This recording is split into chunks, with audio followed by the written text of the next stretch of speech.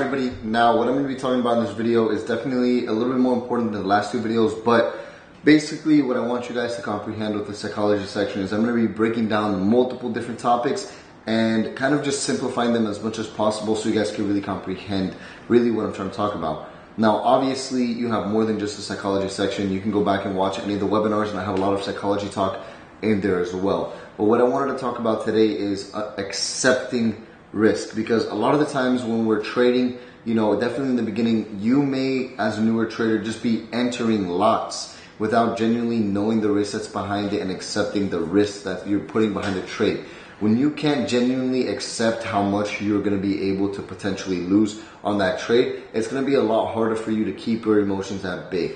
And what happens when our emotions aren't at bay? We're not in the most logical state of mind that we possibly can be, because you have to remember, once you have live money at risk, you are no longer thinking in a logical state of mind. Again, it's kind of like it's kind of like being under the influence of either some form of drugs or some form of alcohol, and that's literally what it is. You're no longer thinking about the trade and the trade playing out, but you're just thinking about the money that you have. Basically, that's on risk.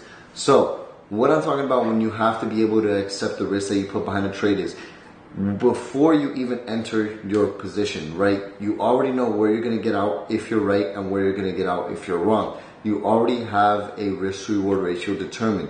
So before you enter the trade, let's say you have $10,000 in your trading account, right? And you want to risk $1,000, right? Although you may be accepting that, you're putting $1,000 at risk, you're genuinely not comfortable with those $1,000 that are at risk, versus let's just say you're entering $100 and you have $10,000 in your trading account.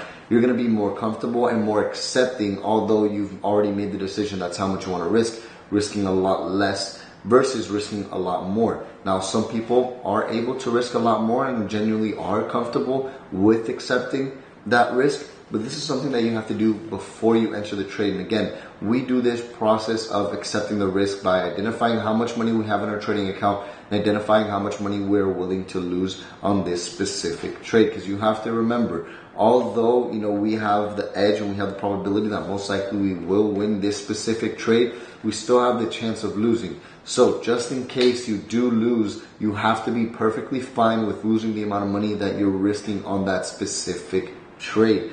Again, I'm going to continue to repeat that because it is important for you to accept the amount of money that you're putting behind that position, behind that trade, so you can actually keep your emotions at bay. And what happens when your emotions are at bay as best as they possibly can be, and as effectively as they possibly can be as well, is that you're going to be able to make better and more logical decisions throughout the entire time span of the trade itself. You're going to be able to allow your winners to run a lot longer and know when to get out of the position when the time is right. Because there may be times where you hold a position past your take profit, and your trade that you thought was going to be a 3-to-1 risk-reward ratio trade turns out to be a 9-to-1, because you were able to genuinely continue to trail your stop loss and hold that position. Because again, the amount of money isn't a crazy amount of money that has your emotions all in a roller coaster, versus when you enter a position with a big lot and a big risk, your emotions are going to be all over the place. And when you see the slightest bit of profit, you're going to want to move your stop loss to break even, because you don't want to, again, risk losing the money.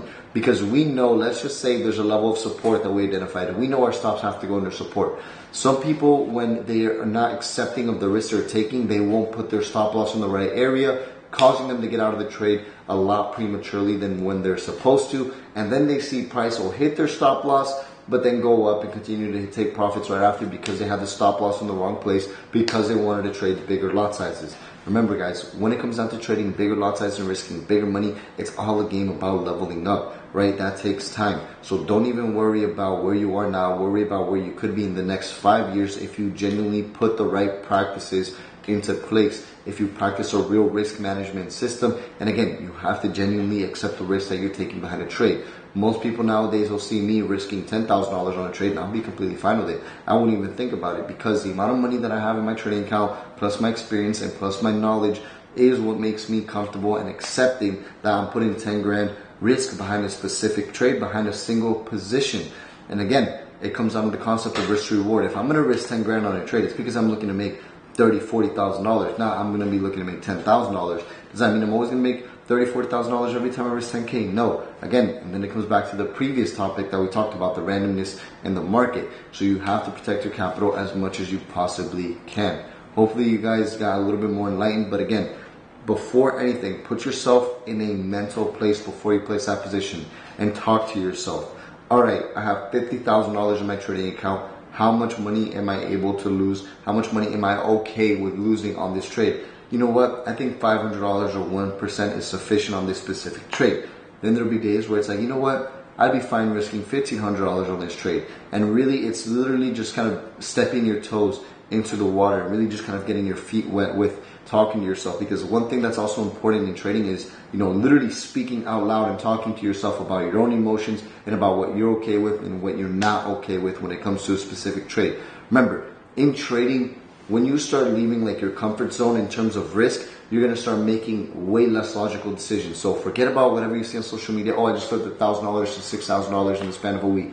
Forget about that. Focus on yourself and focus on your comfortability in terms of risk and what you're risking, because again, you're going to be able to think a lot more logically than anybody else. And what you're going to be doing is cutting your learning curve, because you're making decisions mainly based off of logic and not as much based off of emotion.